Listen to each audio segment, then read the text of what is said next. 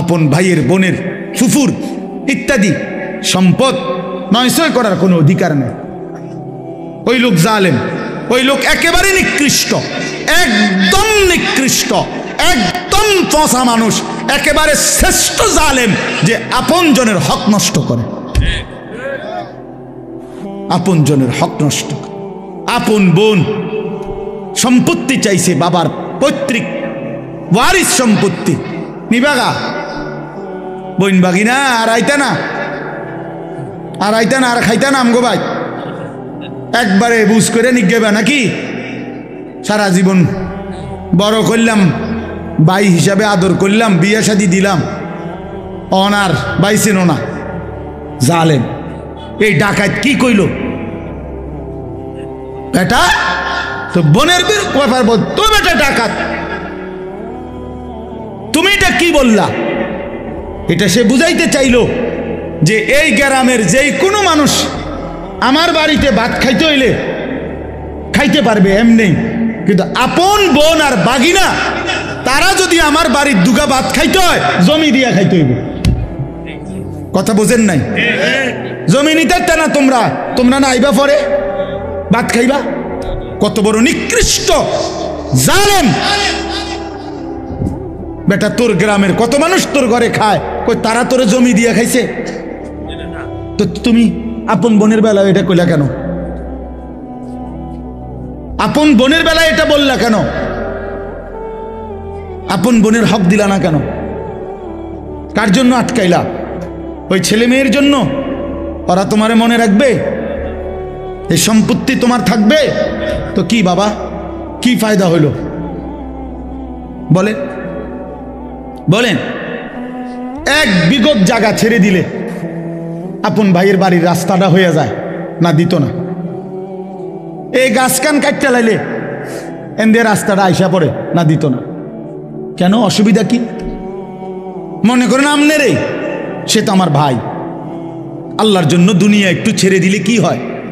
দুনিয়া এমনি ছাড়তে হবে না? কথা বলেন না কেন?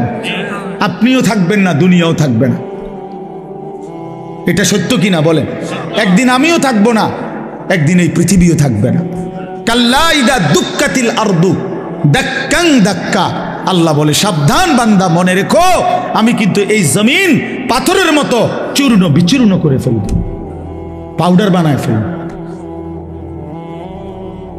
তো কেন তুমি এই কামরা কামড়িটা করলা? কেন হক দিলা না? কেন আমনের ক্ষমতা দেখাইলেন? দলিলের মায়ের ফেস আমনে বুঝেন, অথবা টেয়া দিয়া পয়সা দিয়া হদ্দার মাতব্বরের কইয়া বাটপারি করে আমনে নিয়ে নিলেন আর এই 2 শতক। তো কি বেশি কি নিলেন?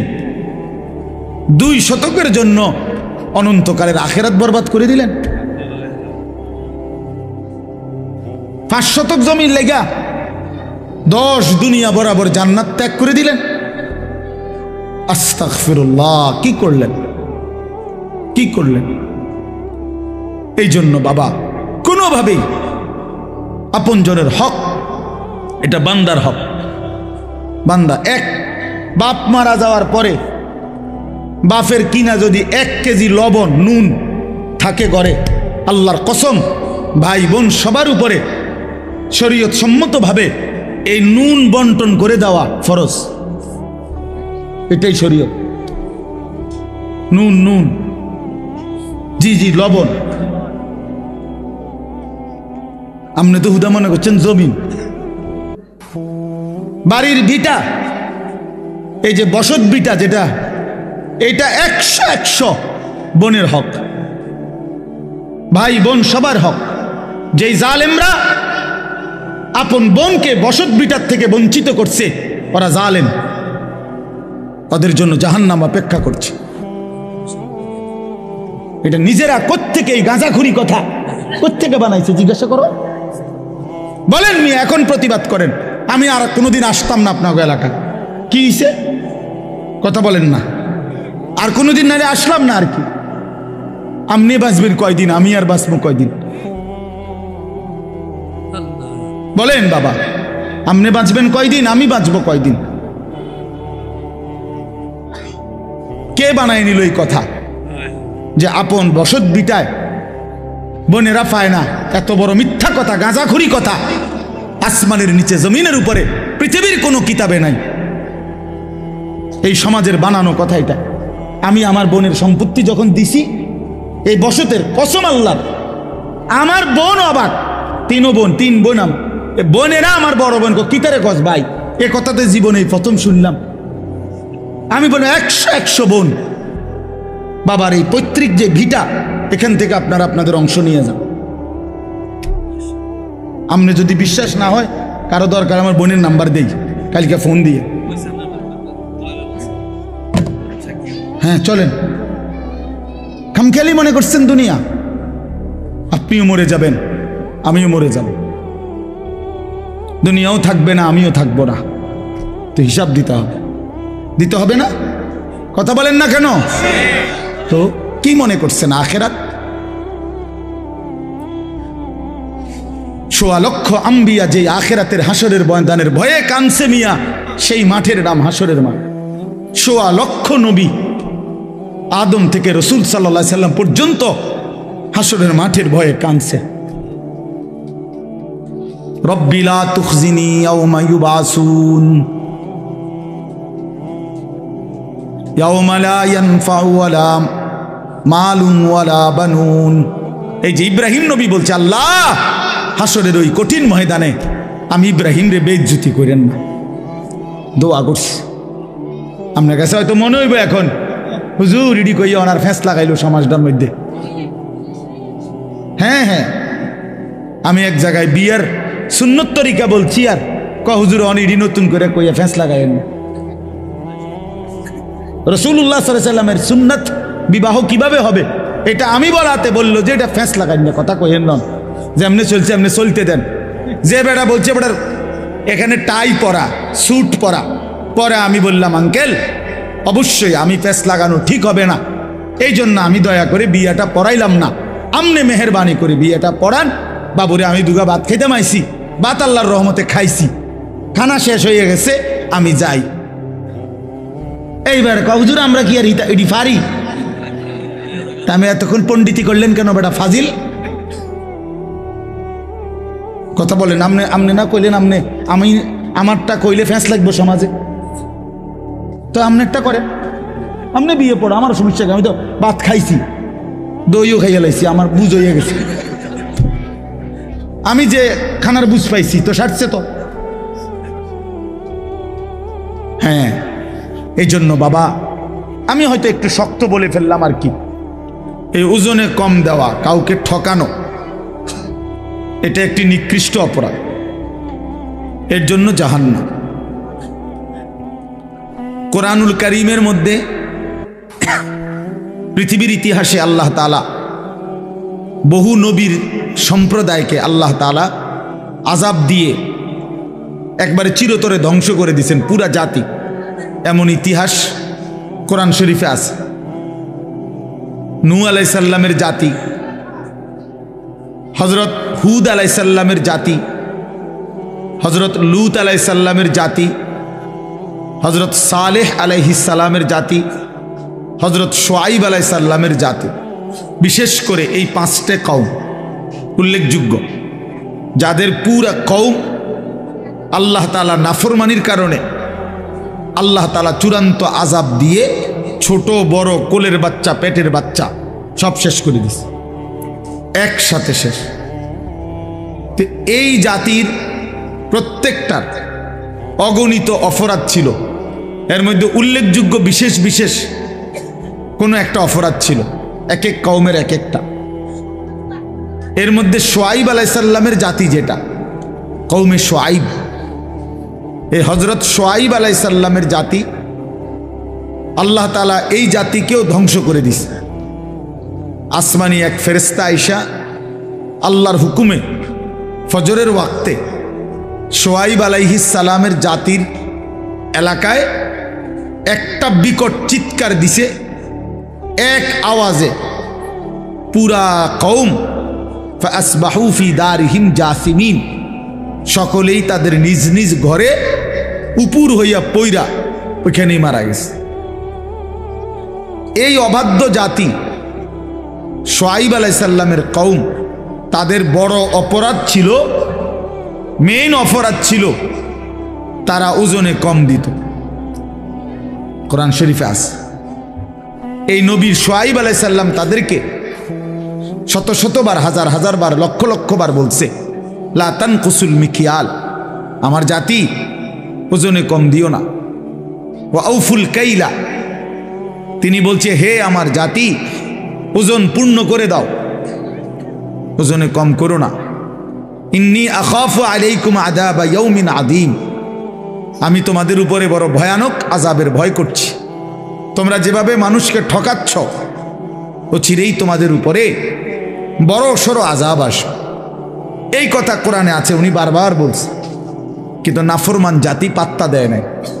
একদিন সত্যি সত্যি আল্লাহ তাআলা ফেরেশতা পাঠিয়ে বিকট চিৎকার দিয়ে ফেরেশতার এক আওয়াজে পুরা জাতি শেষ।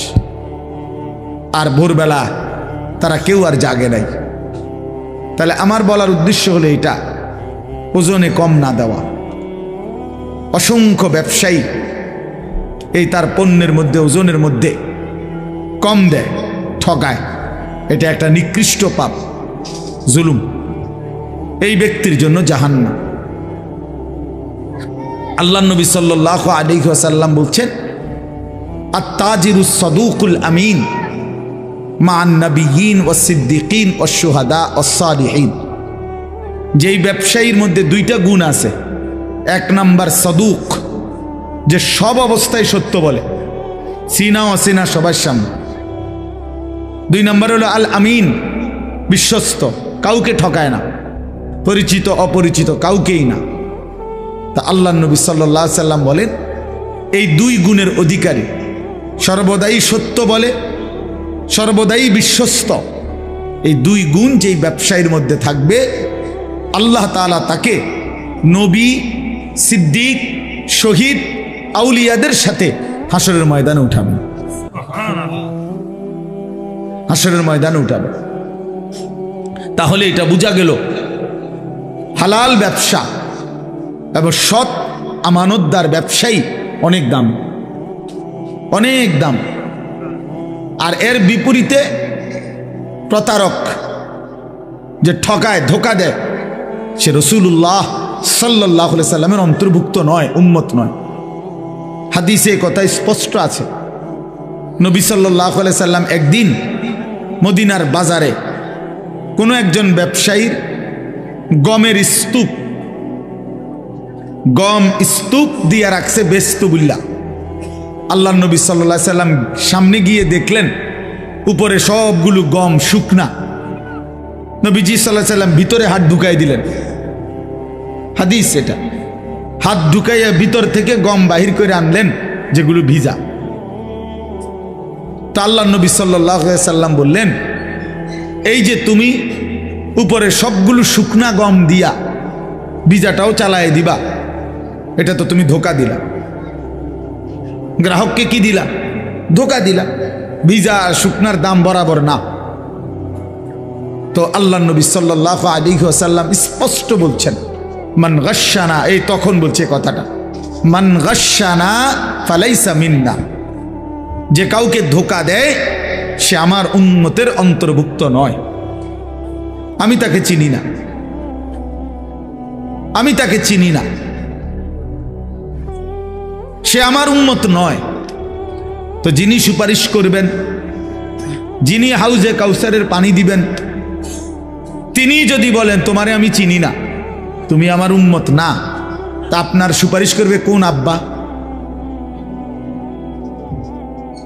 আপনারে হাউজে কাউসারের পানি দিবে তখন কোন আব্বায় বলেন?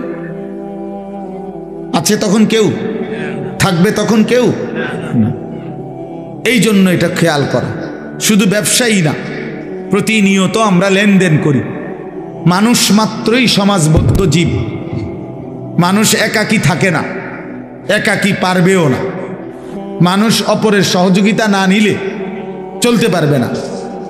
আমি কিছু টাকা দেব, উনি কিছু পণ্য দিবেন, কখনো আমি পণ্য দেব, উনি টাকা দিবেন। এই লেনদেন প্রতিনিয়ত মানুষকে করতেই হবে, নাই তো দুনিয়া চলবে না। এটা আল্লাহ তাআলারই কুদরতি নিজাম। তাইলে লেনদেন মানুষের একটা স্বাভাবিক জীবনের অংশ, জীবনের অংশ। লেনদেন মানুষকে করতেই হয়।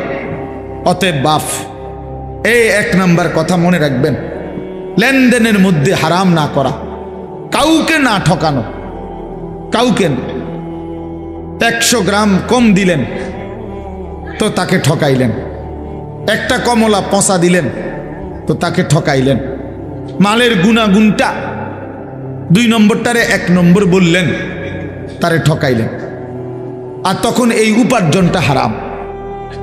আল্লাহর নবী সাল্লাল্লাহু আলাইহি সাল্লাম বলেন, মানিশতারা শাইআন বিআশারাতি দারাহিম ওয়া ফীহি দিরহামুন মিন হারাম। যে কোনো একটা জিনিস ক্রয় করছে 10 টাকা দিয়ে, তার মধ্যে 1টি টাকা ছিল হারাম, আর 9 টাকাই হালাল। আল্লাহর নবী সাল্লাল্লাহু আলাইহি ওয়াসাল্লাম বলেন, আল্লাহ তাআলা ওই জিনিসটি যতক্ষণ পর্যন্ত তার কাছে থাকবে, তার কোনো ওয়াক্তের ফরজ কিংবা নফল, দান কিংবা সাদাকা আল্লাহর দরবারে কবুল হবে না। সরাসরি হাদিস।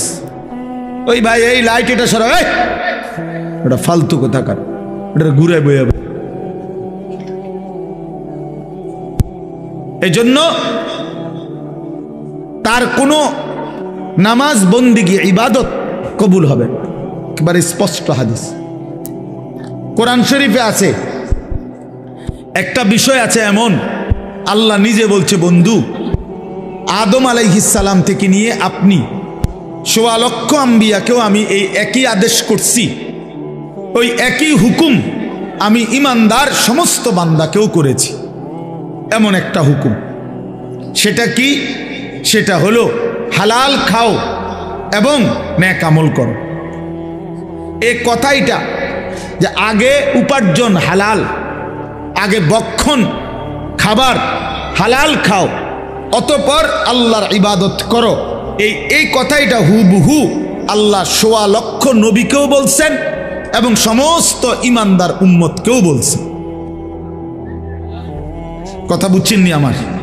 তাহলে এই মুশতারাক হুকুম সমস্ত নবীর জন্য যেই হুকুম, রাসূলুল্লাহ সাল্লাল্লাহু আলাইহি সাল্লাম বলেন, ইন্নাল্লাহ তাআলা আমারাল মুমিনিনা কামা আমারা বিহিল মুরসালিন। আল্লাহ তাআলা রাসূলদেরকে যেই হুকুম করেছেন, হুবহু এই হুকুম ইমানদারদেরকেও করেছেন। এই যে 1 নাম্বার রোজগার হালাল, বক্ষণ খাবার হালাল। 2 নাম্বার হলো আল্লাহর ইবাদত, নেক আমল, নেক আমল। এই জন্য বাপ আমরা অনেক সময় খামখেয়ালি মনে করি, খামখেয়ালি মনে করি, হালাল রোজগারের বিষয়টাকে পাত্তা দেয় না। এই সুদের টাকা, কিস্তির টাকা, মিথ্যা হারাম রোজগার, বাটপারি, সিটারি, ওজনে কম দেওয়া, আবার গিয়া নামাজ পড়ে মনে করবে যে চলবে না, চলবে না, চলবে না, হবে না। কোনো ব্যক্তি শুধু নামাজ পড়লে তারে নামাজি বলে, কেউ রোজা রাখলে তারে রোজাদার বলে, কেউ হজ করিলে তারে হাজি সাহেব বলে, কেউ দান করিলে তারে দানশীল বলে। কিন্তু দিনদার, মুত্তাকি, ফরহেজগার, আল্লাহওয়ালা তাকে বলে যে পুরা দিন মানে।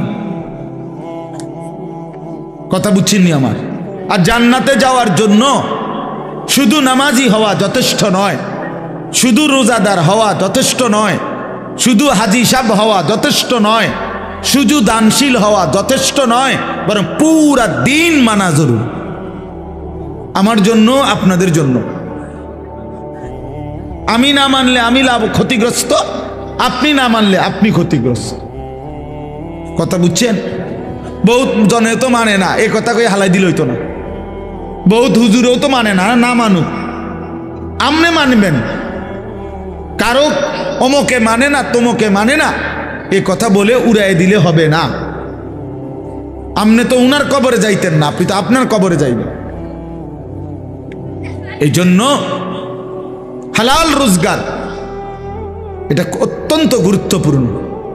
তলাবু কাসবিল হালাল ফরিদাতুন, সরাসরি হাদিস, বাদাল ফরিদা। নবী সাল্লাল্লাহু আলাইহি সাল্লাম বলেন, নামাজ, রোজা, হজ, জাকাত এই ফরজগুলো আদায়ের পরে হালাল রোজগার তালাশ করা, এটা দ্বিতীয় ফরজ। দ্বিতীয় ফরজ কাসবিল হালাল, হালাল রোজগার, হালাল রোজগার।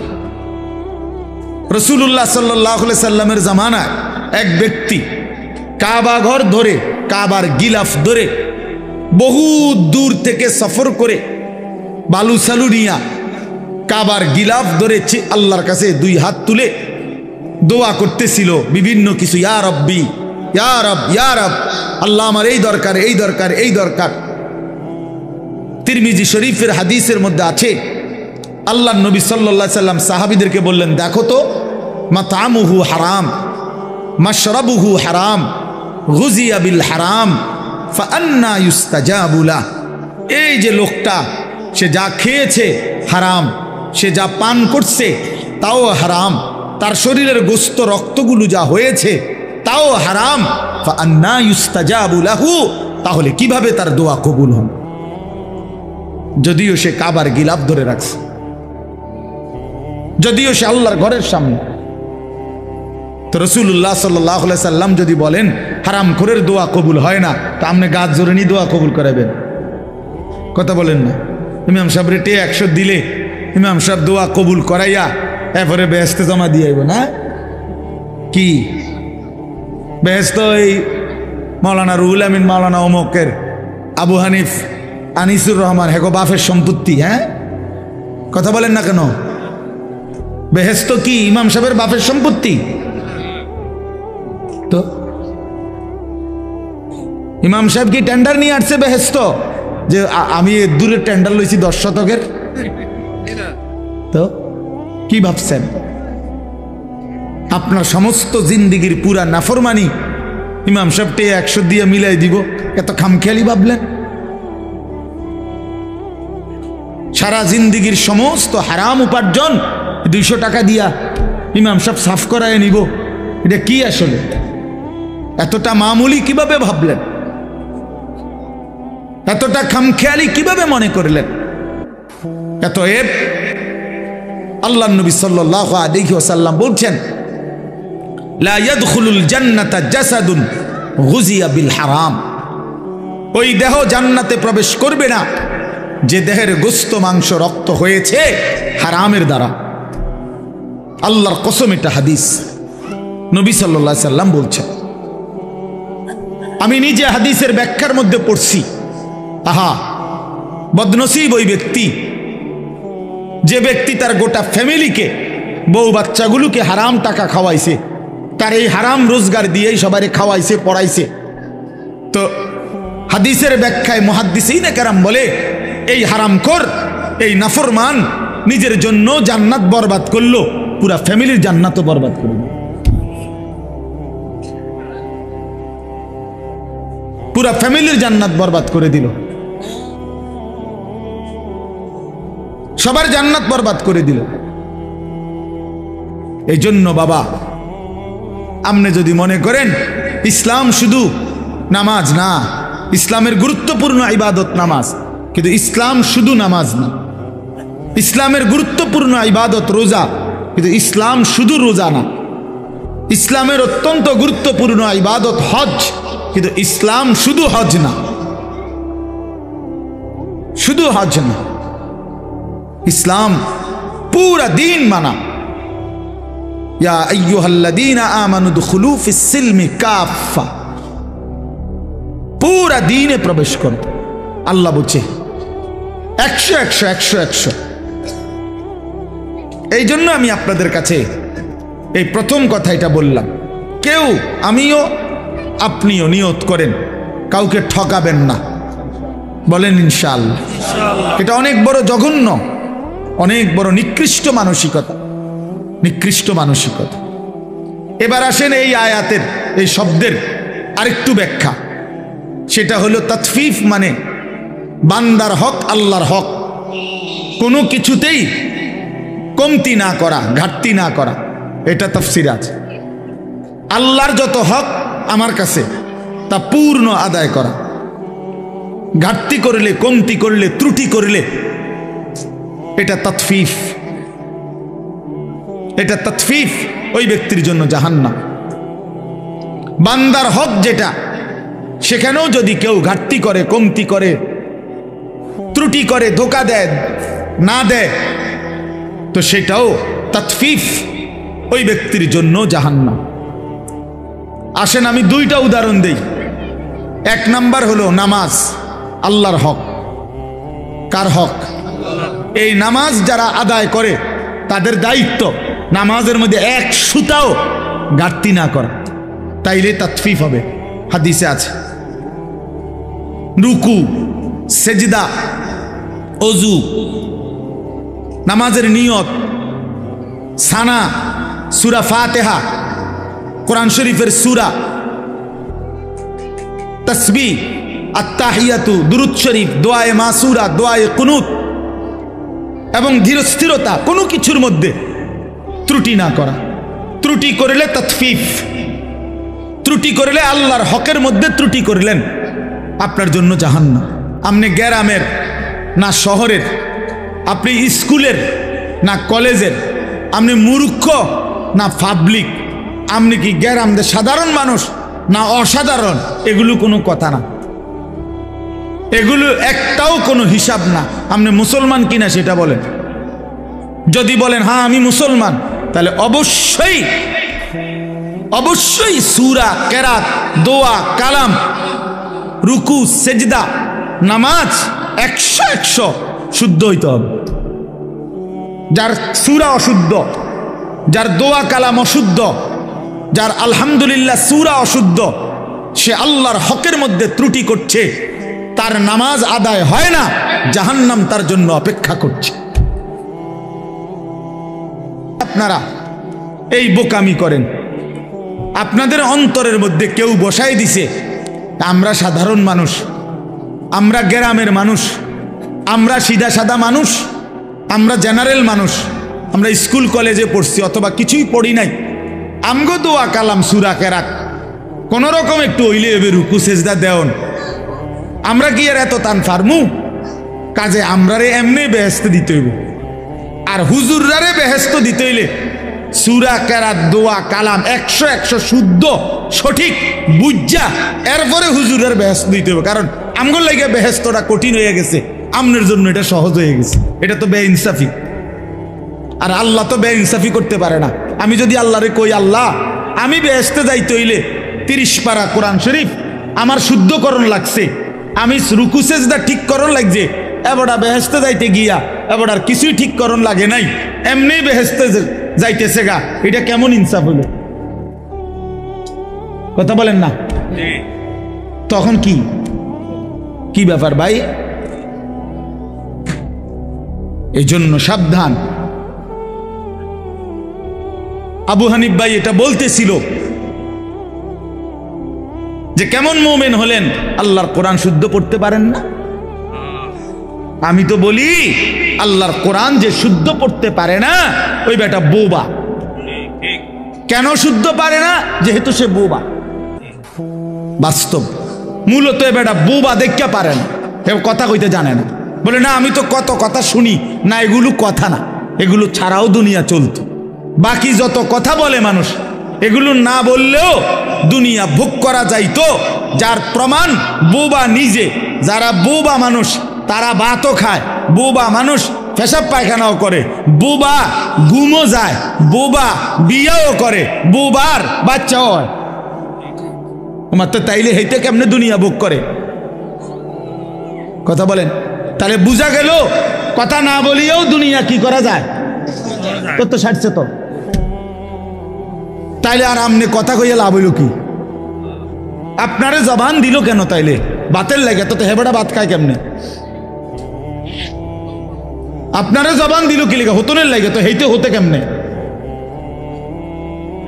বলেন? ওই অন্ধ লোক দুনিয়া ভোগ করে কিভাবে? ওই বধির লোক দুনিয়া ভোগ করে কিভাবে? এই জন্য বাপ আল্লাহর হক অনেক, এত রাত আমি সব বলা যাবে না, একটাই বললাম নামাজ। রুকু দেন, আপনাদের অনেক বয়স্ক লোক আছেন, রুকু দিয়া মাথা একটু উঠাইয়া আরেকটা সেজদা জায়গা। এ বাটপার, এই বুড়া বাটপার, মনে রাখেন, 1 নম্বর বাটপার এটা, বাটপার।